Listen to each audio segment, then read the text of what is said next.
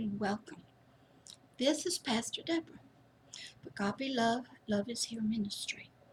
And this is the introduction to the webcams, to all the videos. And I wanted to introduce you to me before you got started. And I wanted to talk to you a little bit about what the webcam series are going to be about. I wanted to let you know that the first series is going to be a rediscovery series. And as we travel through and we learn and grow, there'll be more and more series of rediscovery. I want to let you know that I'm in a battle. I have been highly trained and educated, and I am coming to you as a partner and ally of the most highest and mightiest general there ever is, Agape Love. I like to use the analogy that in World War II, in order to set millions and millions and millions of people free, an entire continent, nations, and resources, and the next generations and the next generations, it took allies and partners from many, many nations, highly trained in many different areas, all coming together for one purpose: to set people free. Free people cannot stand the thought of other humans and humanity being in bondage and slavery and can't get free. So I serve under a general, Agape Love, Love is Here. Agape Love is the most powerful general there ever is. It will take you beyond all borders, through every nation. It doesn't need any papers. It travels in a world that most people don't understand nor see. I am sort of a resistance fighter, an underground fighter, but I'm also out in the open, a teacher. And these videos on webcam are going to be teaching lessons. There'll be many different series that will come along to help you. And I hope that you enjoy them and that you get to know me and you get to know yourself and you get to know others. So enjoy the webcam videos. Some of them have different lengths, but the main goal of each one is to bring hope and encouragement to you, the person that you have not yet met, the person that has been hidden from most of yourself, but not from others, and to help you discover that there is more to you than you know. And because I am a trained fighter and I work very closely with Agape Love, we're going to be doing setting some things free. If you've ever watched any of the World War II stories and how Europe was invaded, some of the countries invited the people in. Some people welcomed. Other people did not have a choice. And yet they all ended up in the same place, bondage, to something that was more powerful, more vicious, and tormenting, and vexing. So here we are. Since humanity began, we have had problems in our hearts and our minds, feelings and our emotions. And boy, we have tried to figure it out. And there's a good article, a video that you can watch called Equal Partners, because a lot of us don't understand what is going on with us. Why do all the problems that we all want to solve and live in peace and harmony and have a wonderful life, why can we not solve them? There are so many smart and intelligent people all over the world in every nation, going to school, learning, trying everything they know how to help humanity. Their hearts are so wonderful that they love and they don't like to see anybody hurting and vexed and tormented, and they're trying with every ounce of knowledge they have to figure it out. And there's resistance fighters such as me that we know you have to have something stronger than what we know. Throughout history, most of humanity believed in a connection to a higher power. And that higher power was a loving higher power. And it wanted to help us. And it wanted to touch us and caress us and be a part of our lives. Well, somehow things got messed up. And we no longer really invite a higher power into our lives to help us. And we have turned mainly to other ways, which is working some. We are getting some results. But this enemy that's unseen, that continues through thousands and thousands of generations, doesn't seem to end. The war is never solved. There's little breaks every now and then, but it goes on. Everybody's asking the question, how do I stop it? How do we end this unseen war that attacks us, that attacks our children and our loved ones? How can we find peace? How can we get along with each other? And yet there's no answers. Humanity seems to be trapped in bondage and slavery to unseen enemies that it cannot see or hear, doesn't believe in. So it has no answers. We all plod along trying to figure it out. We're trying so hard. Every nation is trying. Every educated person, every mama, every father, everybody. We even got dogs and animals trying to help us and love us and support us. All of our spiritual leaders are trying to help us.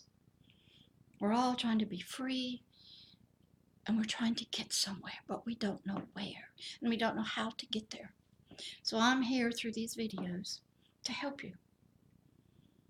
I am a special person. As I said, I'm a resistance fighter. I go undercover. I travel in that unseen world, unseen realm. I also travel in the natural realm. And I live in a home. And I do a lot of other things. But I am a soldier in a war as an ally, desiring that many others come along with agape love to help set people free in every nation from an unseen invader that has set up, entrenched itself, embedded, entombed itself in our lives, whether it's in our spirit, our soul, or our physical body. And it rules us and reigns us and torments us into deep slavery and bondage. And we don't know how to get free. So hopefully these webcams will begin to give you hope that there is freedom and to rediscover ways that have been long forgotten so that we can come together as allies and partners in a world war that crosses every nation, every boundary, and we can defeat this enemy that has tormented humanity since its beginning. And we will learn how to fight back, how to resist. We'll know it when it shows up, and we know what its goals are. So enjoy all the webcams. I hope to get better at this. This is kind of new to me. I'll still keep making the videos, and if you want to email me or contact me, you are welcome to. My email address is Pastor Deborah, DEBORAH, at agapeloveishere.org. You may link to me on LinkedIn at Pastor Deborah, Love is Here. There are some videos on there. Also, I'm on Twitter under Pastor Deborah, Love is Here. I also have a YouTube channel called Hidden Kingdoms. There's a lot of videos there. I'm also on 4 different podcast platforms. I think it's iTunes, Google Play, Stitcher, and Intune. So if you have an Alexa or something, you can ask for Pastor Deborah. There are some audios you can listen to. And also, I have the website, www.agapeloveishere.org. I'm already currently in partnership with people in Nepal and Kenya, the Philippines, and here in America. And if you wish to call me on the phone, text me. Now, I do not have a smartphone, so I'm not up there yet. at 1-850-501-5040. That is Central Time in the United States of America, Pensacola, Florida, which happens to be about 3 hours east of New Orleans. Beautiful beaches, kind of hot right now. But been here a long time, and I am learning how to do this webcam stuff. So hopefully I'll get better, and I will be able to teach better for you. So enjoy each video, and please feel free to email me with questions. I'll get back to you. We got a war to win and people to set free. You are invited to become an ally, a highly trained soldier, and a partner with the mightiest general there ever is, Agape Love, and help set people free. Love always and forever, Pastor Deborah.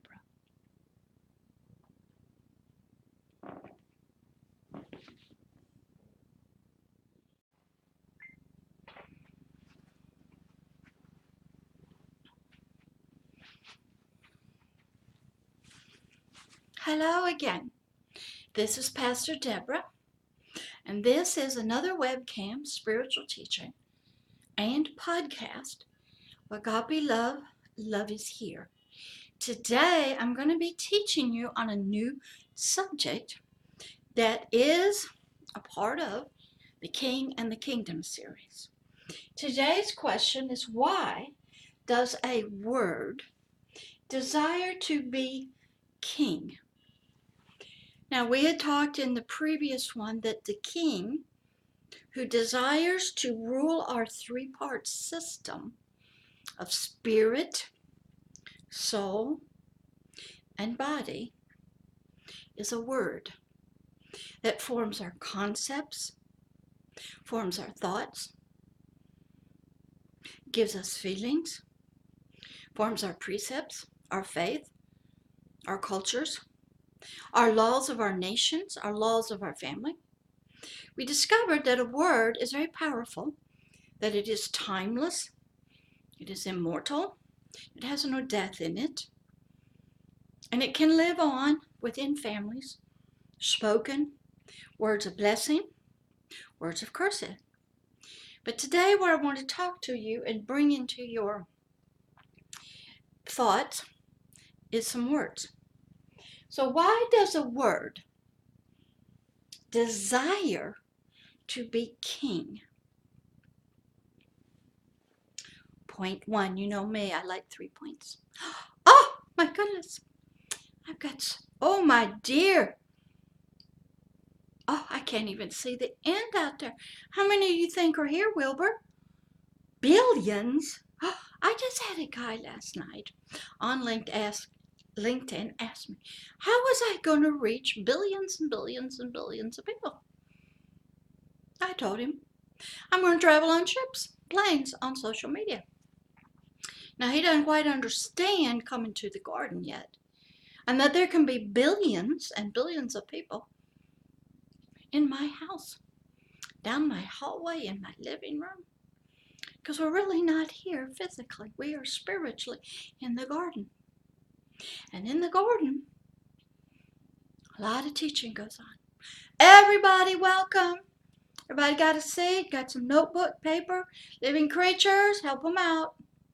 It's like being in a stadium. Okay, ready? Point one. Why? What purpose does the word have within itself to rule and reign our three-part system?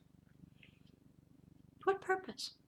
What is its intent? That's question one, and we'll come back to that. Question two, what is the meaning of purpose?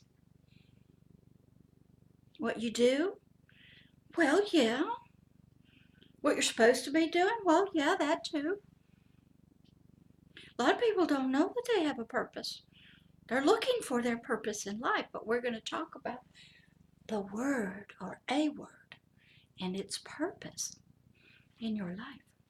3, How does a word rule?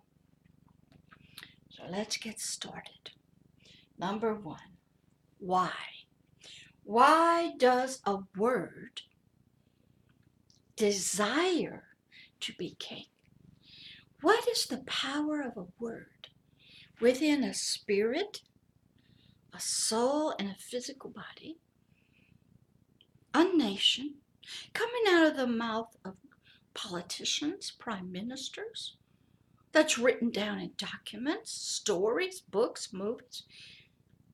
What does that word, that can also be seen in pictures, heard in songs, just music, art, sculpture, graphics?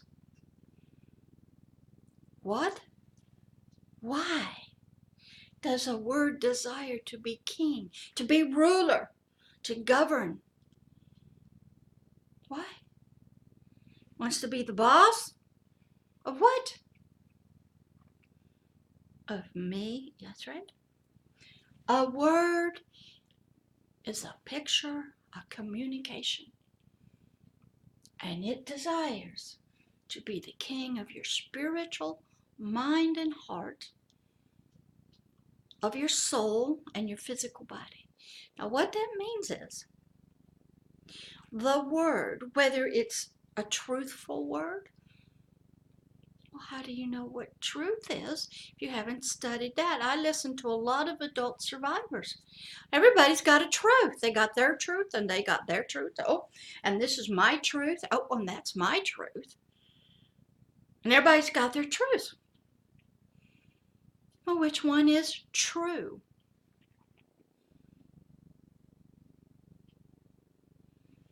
A word desires to rule and govern a system. What? Your heart, your mind, your spirit, your soul, your body. Have complete control over it. Guide it and lead it. Point it in a direction. Serve it. Worship it. It's to be king over its kingdom of spirit, soul, and body. Why? That's the nature of word. It's a government system. It provides rules and boundaries, provides blessings and curses.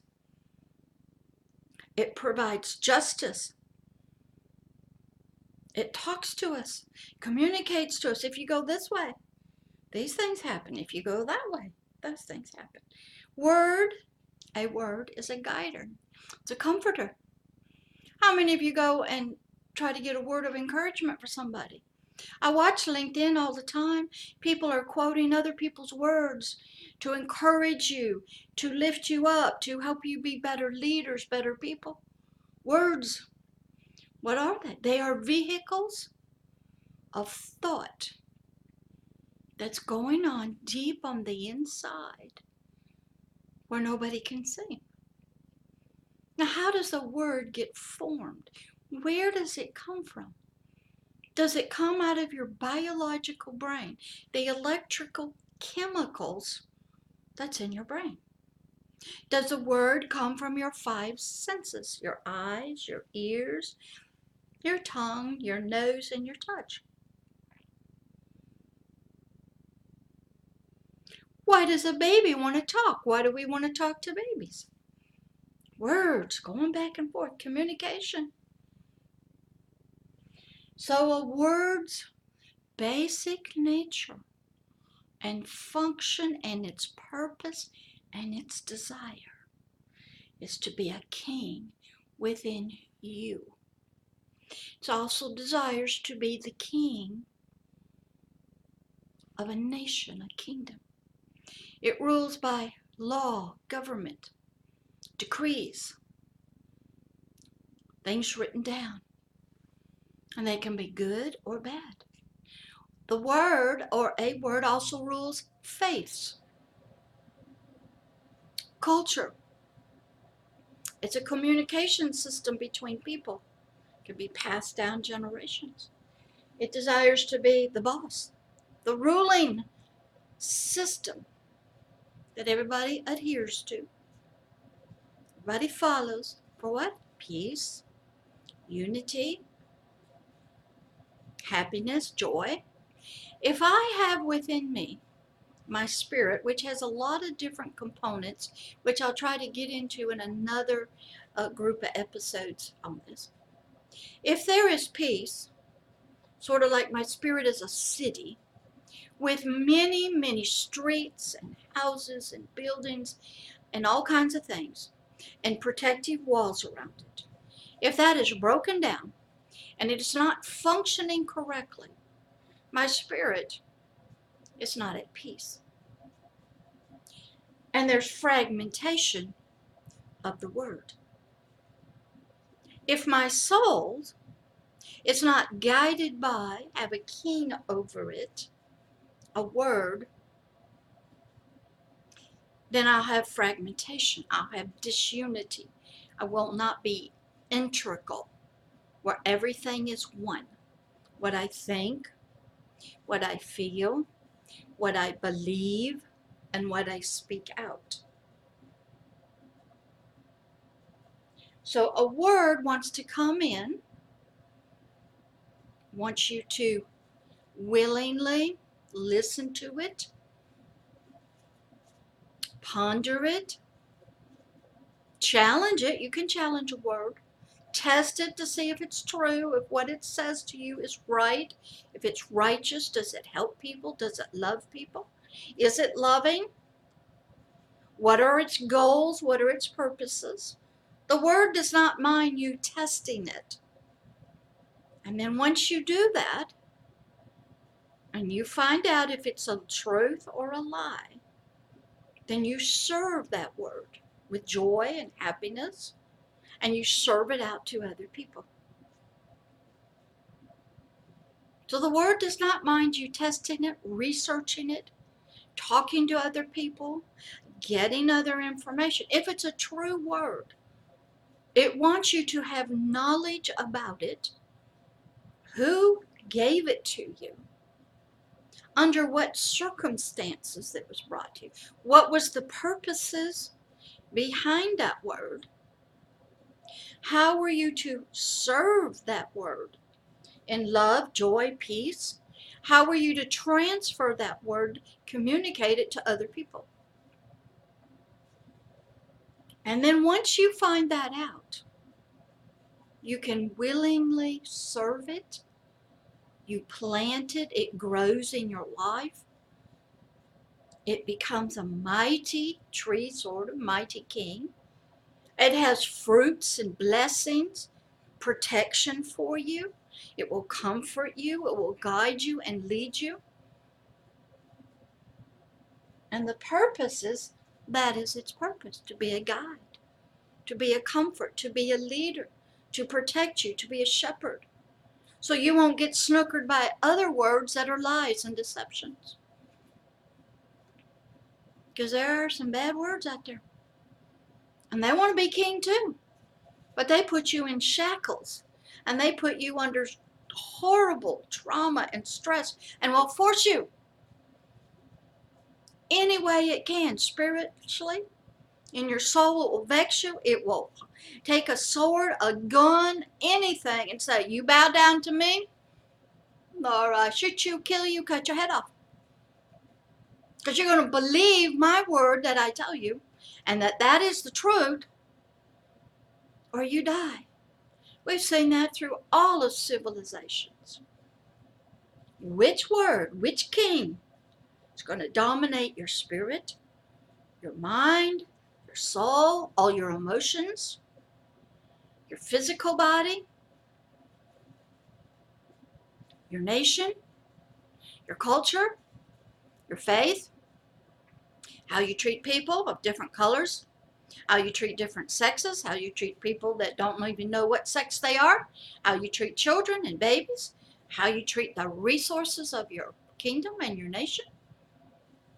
A word desires to rule all of that, and it has to get planted in you first. You have to believe it. And even if you don't believe it, you have to serve it. You have to pass it on as truth. And you have to enslave other people if they don't believe what you believe. So the desires of a word is to be king, not only over your system, but over other people's systems, over children, women, men, over the nations, over the government, the money, the resources. That is the purpose of a word. True. What is purpose?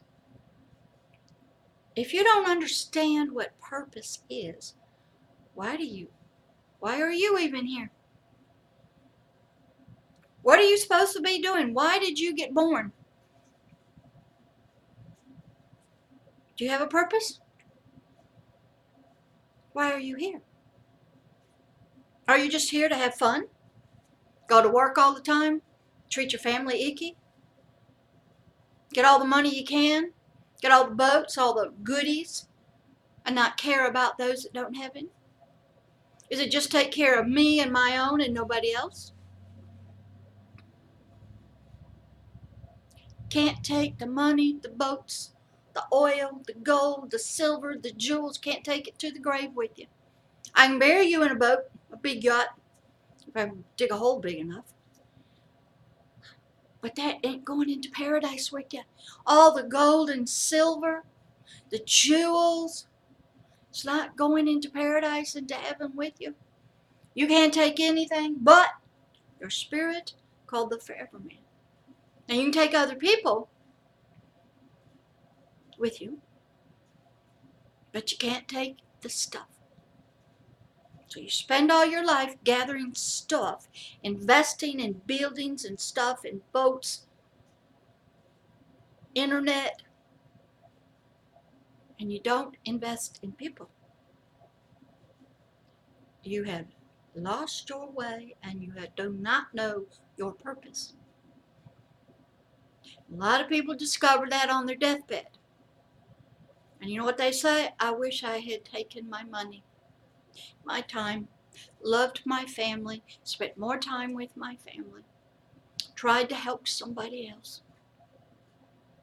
Because they realize at that moment, they ain't even taken their physical body that they've been working on. Not taking one of their nice clothes, their crowns, their diamonds. When I go to the grave, this diamond ring, which was my mother's, will stay on my body in the grave. Ain't going anywhere. But I can take some people with me who were not planning on going to paradise. And I want to tell you a story about that. I watched a movie called Left Behind. It is about how when some people in Christianity believe a rapture is going to happen.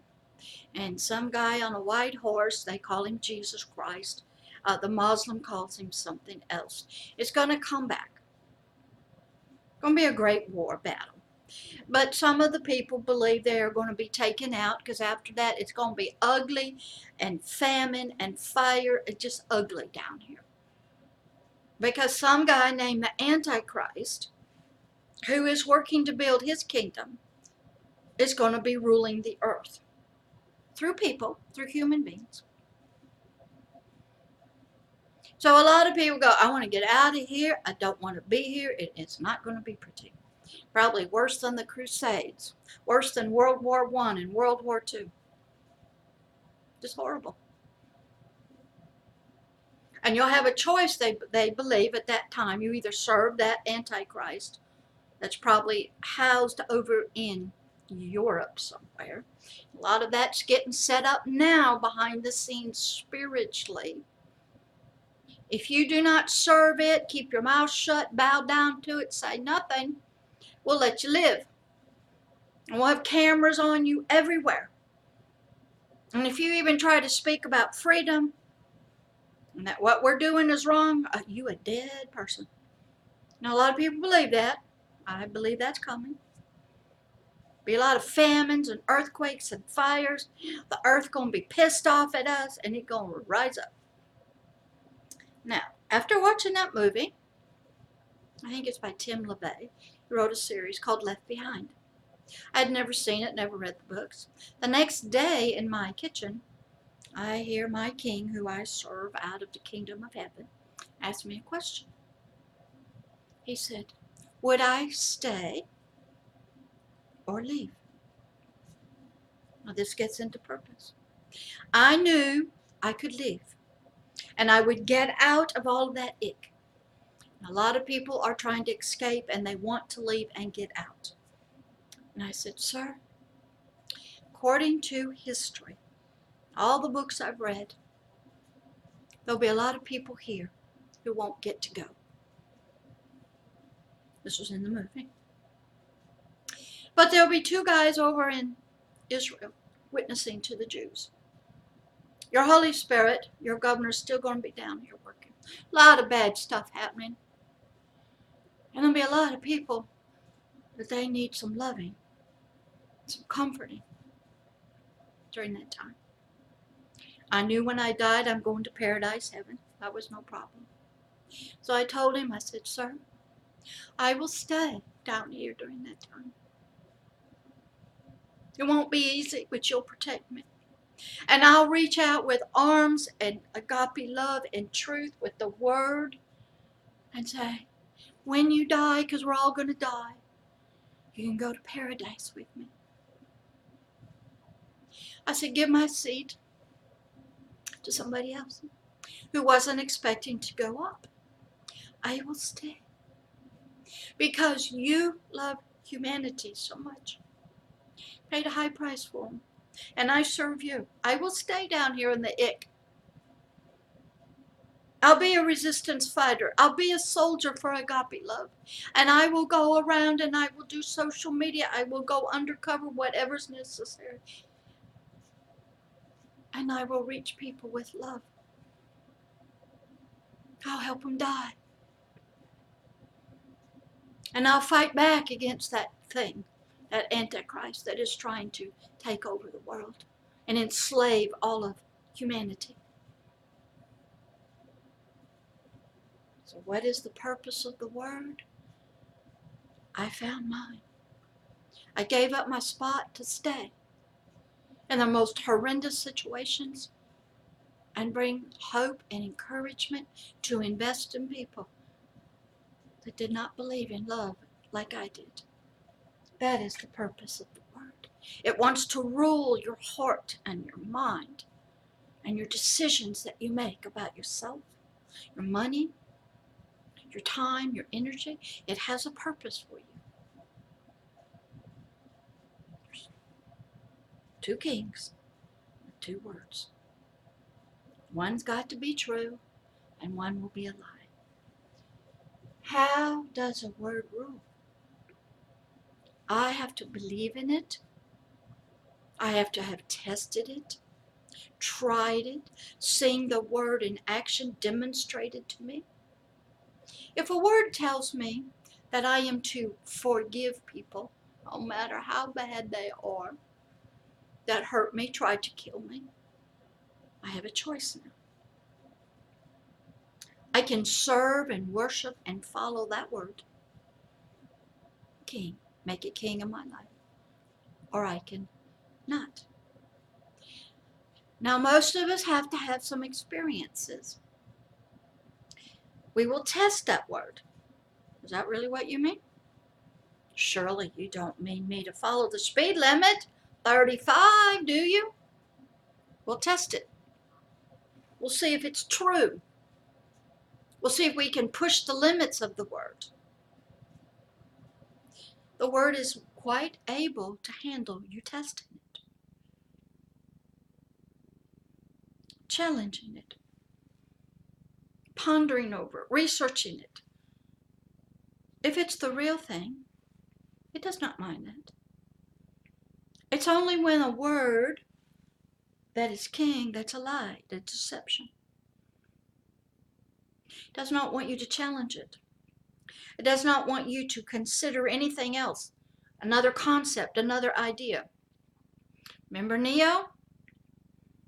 He believed every word, every picture that came into his biological brain was the truth. about himself and the world he lived in. He had no concept, no idea. He was born into slavery, to ignorance, and into darkness. He had no truth.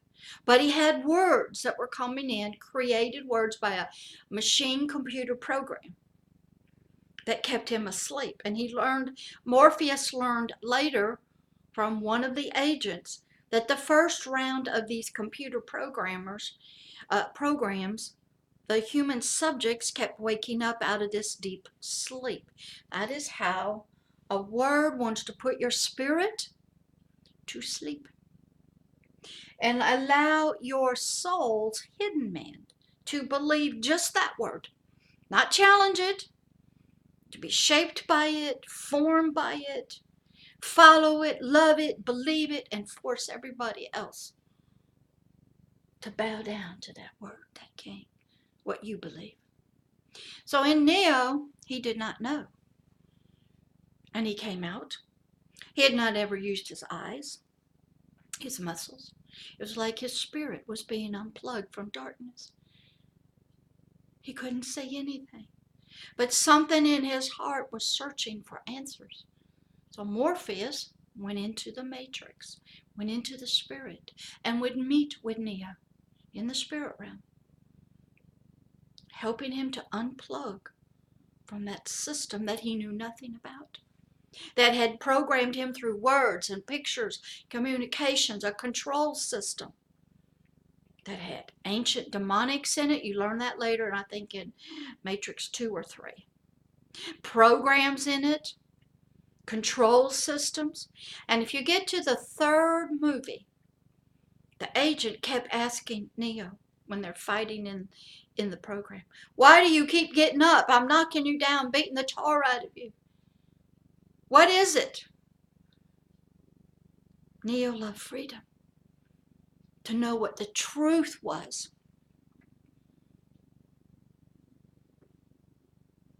He had a purpose. The machine, the control part, it has a purpose to rule you, govern you, be the boss, tell you what to do. And when that's not done right with the right words, people will rise up. I try to tell my kings and everybody, if you don't treat your workers right, guess what happens? Unions get formed. They will rise up and strike. And your building projects get stopped. They'll go to court against you. And all the world opinion will come against you because you're not righteous business people. You won't pay your people correctly. You won't treat them right, give them good housing where they love you and they want to work for you. Happened over here in America. We went through it. And now we got the labor unions and the business owners, and they're always fighting. They're always arguing. I want this. No, you can't have that. Okay. You want me to work for you? Yeah, but it's our money. We just want more money. We're going to pay, okay? So some companies get so pissed off, so greedy, they leave and go to foreign countries where they can hire somebody for 50 cents a day. And they can work in the horrendous, worst work conditions possible. And they don't care. Do you think those are righteous kings with a righteous word in them? No, they got word in them. Get as much money and greed that you can and treat every human being horrible. Slave labor. Yeah, now that word, that's what it's doing.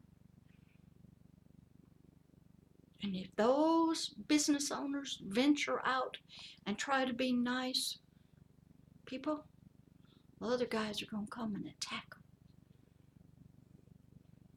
Because here's what it is. You got the pyramid. I want you to go watch another movie. You just watch great. I'm going to tell my kings of the Middle East. It's called, can't remember it now. It's about the oil crisis and the Falcon, and how when oil was discovered in your countries, caused a lot of problems. And it took the young people coming together, sort of like Romeo and Juliet. Can't remember the name of the movie. I'll try to remember it before the end of the video. There's also other movies to watch about being righteous leaders, taking a word, allowing people to willingly follow it. We got a mess over in China. People are saying, no, it ain't going to happen. Got a mess in Venezuela. Oh, the movie that I want you to watch to understand about if you're at the top and how you look at humanity. It's called Jupiter Arising.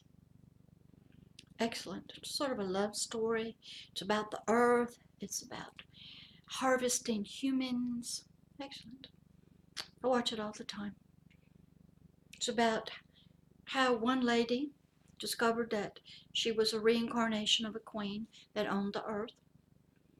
And she wanted to save her family, but she realized if she did that, the whole earth was going to be harvested to provide something called nectar so that these very rich, wealthy people at the top, called the Brachus family, you need to study them, could live forever. And they looked at other people and other planets just as harvest fields to be harvest, same as Neo in the Matrix. Well, she decided that she was going to protect Earth.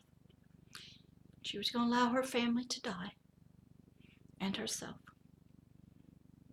Because she knew if she did, then the Earth stayed in her family. And this one guy, he was a real bad guy, couldn't do to the Earth what he had done and harvested the people to make some elixir so you could take a bath and stay young forever. She was willing to die herself to save the Earth. Now, the Earth knew nothing about it. This was all off planet somewhere else. And if you listen to the guy that comes down, his name is Cain, tells her that, well, you think out of all the billions and billions and billions of planets, that the Earth is the only planet with life on it?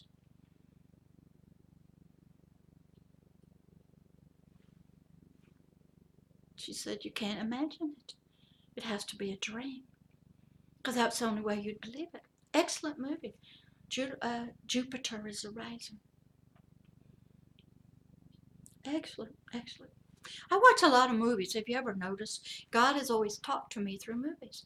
He said, I put these hidden messages in all the movies, in all the poetry, all the songs, in the marble statues, everywhere. People just aren't looking. They just want to be entertained. And if all you want to do is be entertained, then you won't see what's behind it. Have you read any Aesop's fables? I write blogs on the Golden Books. I'm writing one about Mickey and the Sorcerer's Hat of Magic, Peter Pan, Snow White, Goldilocks and the Three Bears. No? You ought to. The messages are there. The word is hiding. The truth is hiding there about you, yourself, the world, what its purpose is. It's leading you and guiding you.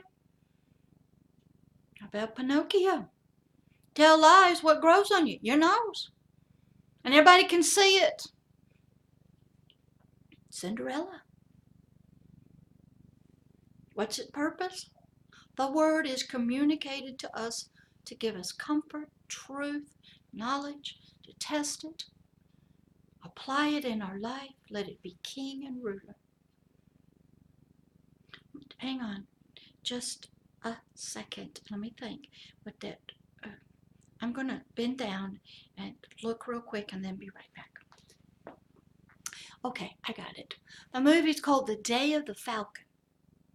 Excellent, about the oil being found in the Middle East, your countries, and how war broke out between the tribes, and how it took the younger generation coming together and through love to settle this squabble. Excellent movie. You guys need to watch this stuff.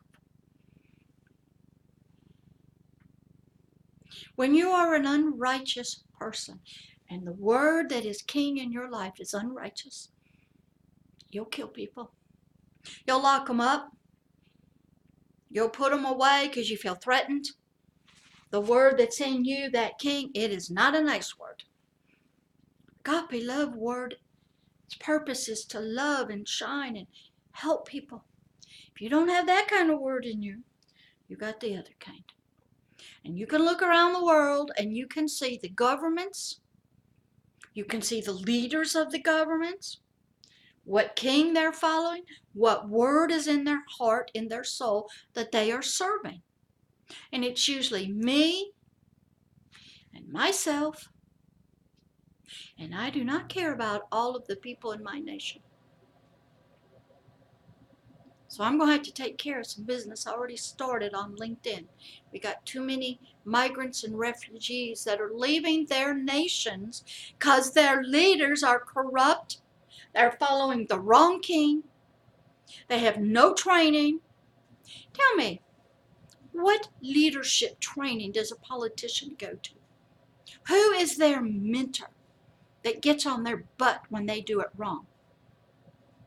Who sits them down, spanks their fanny when they get in front of a camera and they purposely and knowing lie to us just to get our vote? They're not righteous with money. They don't care about the people. They use everything to pit people against each other. And if that doesn't work, well, you're looking at it in China. We send in the military and the soldiers. And some rulers cannot stand to be challenged because what they're doing is unrighteous. They're fearful. They're afraid. Now, I told this story, I think, in the mental health. I want you to go watch another movie called The King's Speech. True story about King George. And how he was not raised up to be king of England. His brother, Prince Edward, was. But he decided to advocate because he loved a Wallis Simpson, who was a divorcee, and you could not be king and marry a divorcee. So he left, and his brother, who had been horribly abused by his tutors, daycare workers, whatever, he stuttered. But now he's king of England, and it's World War II.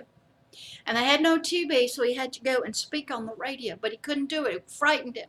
So his loving wife found a speech therapist in England, took her husband to him, and they started a lifelong relationship, mentoring, counselor.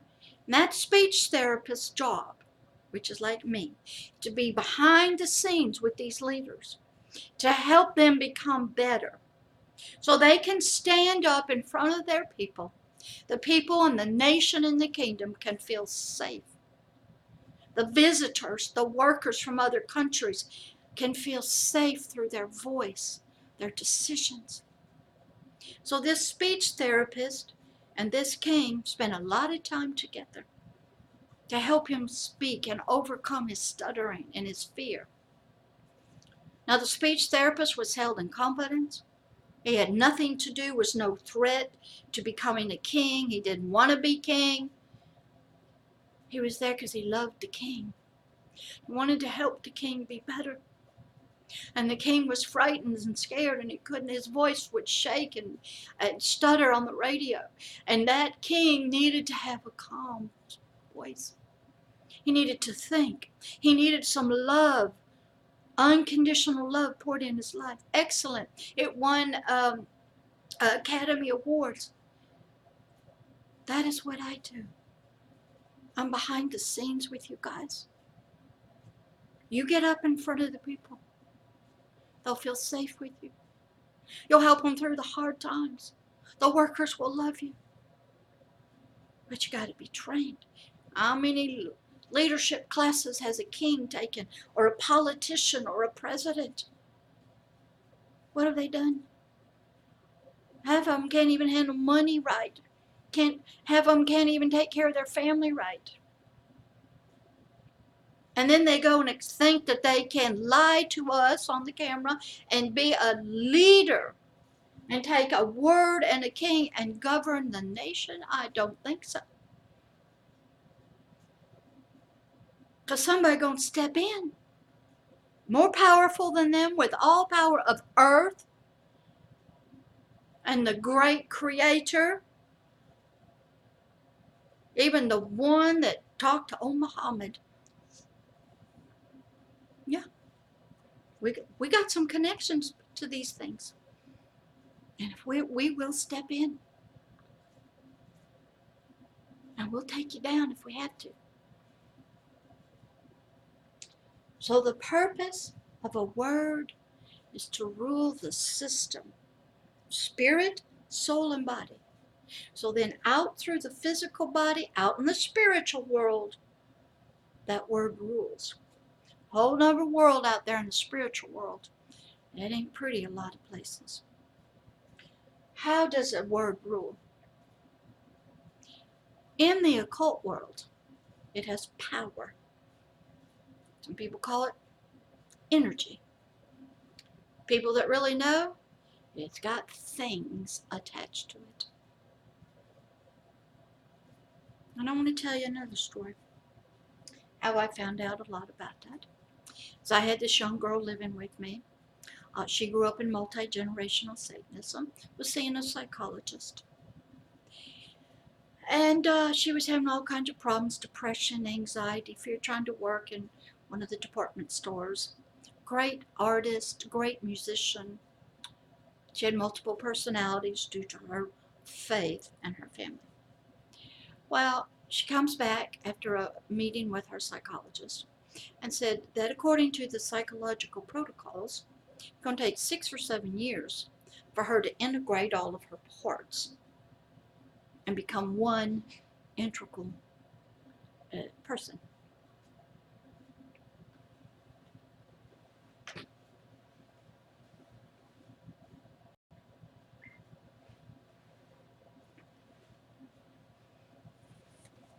So the king and the healer that I work for spoke to me and said, I'm going to show her.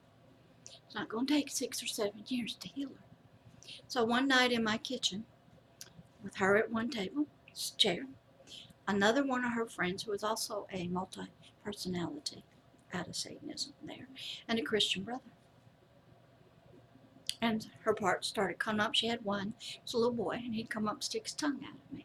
So I started talking to him and asked him if he'd like to go and play baseball and play sports. He said, yeah, he would. So I prayed, and in the spirit, he went off with this guy named Jesus.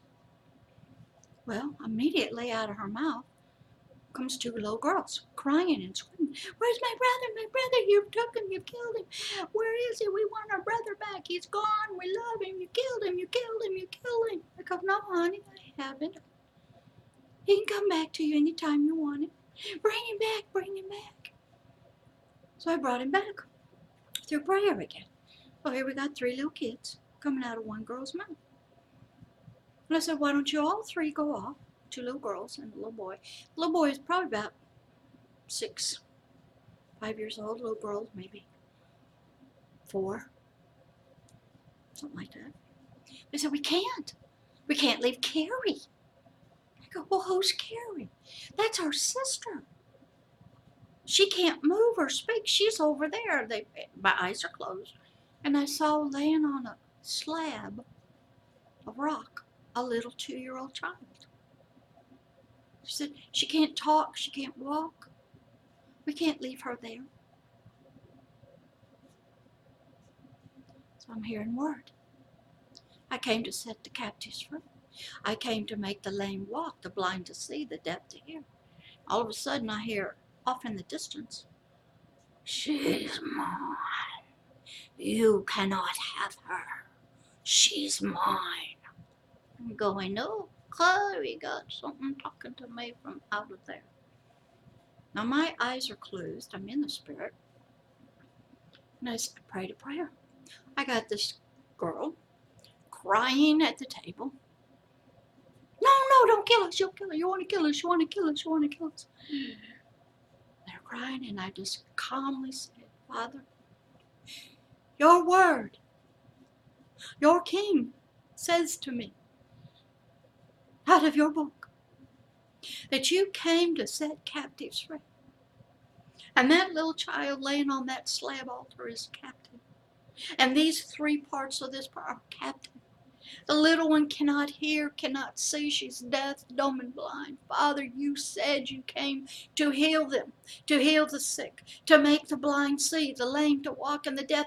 Father, show your word and its power. Rise, carry up off the slab. Carrie gets up. The little girls help her down. I said, do you guys all want to go off and be children and play? Yes, yes. They all.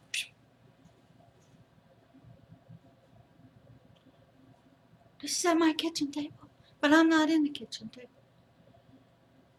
The next day, this girl gets up. She says to me, I feel like running down the street. I feel like I'm free for the first time in my life that I can run.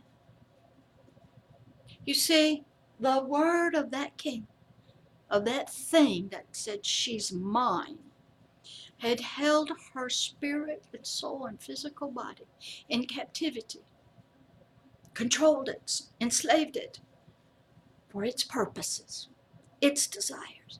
And here's the desire. Whenever he wanted that physical body to go to a satanic meeting, go and have sex with somebody, and lay there and not say a word, close your eyes, be deaf, dumb, and blind, and be brutally abused sexually. That little girl that was on the slab is brought up by that thing. And he could have her anytime he wanted to. Her spirit could not run. Her spirit could not hear, could not see. She was not free. There was not a freedom in her life to run and escape from that until Carrie was healed. A word with more power that was a king came and set a spiritual captive free, overpowered the other king, the demonic king, and healed that little spirit. Sent them all off as little children to go play. Where? In the garden. Kings battle kings. A word is going to battle a word. Purpose against a purpose. How does the word rule? By power. It's got some power in it. When I spoke those words, I had power backing me up. I had truth and light and the power that created all of creation backing my words up.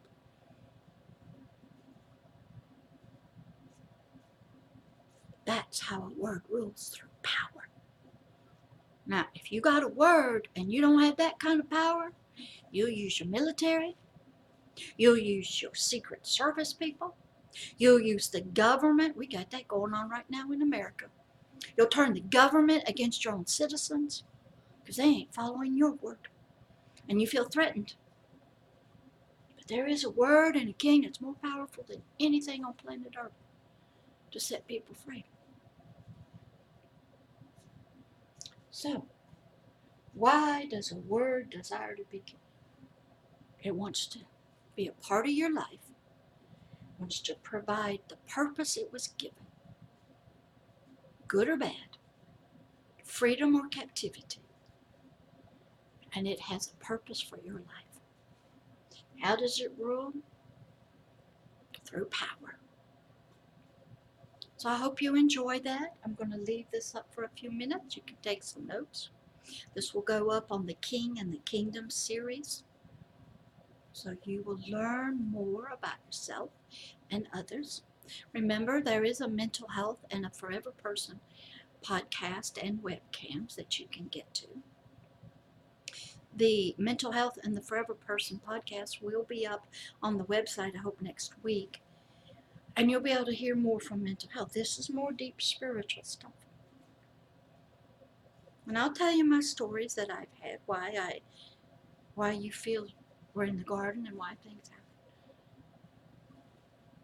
Now, if you go to the episode 6, the mental health,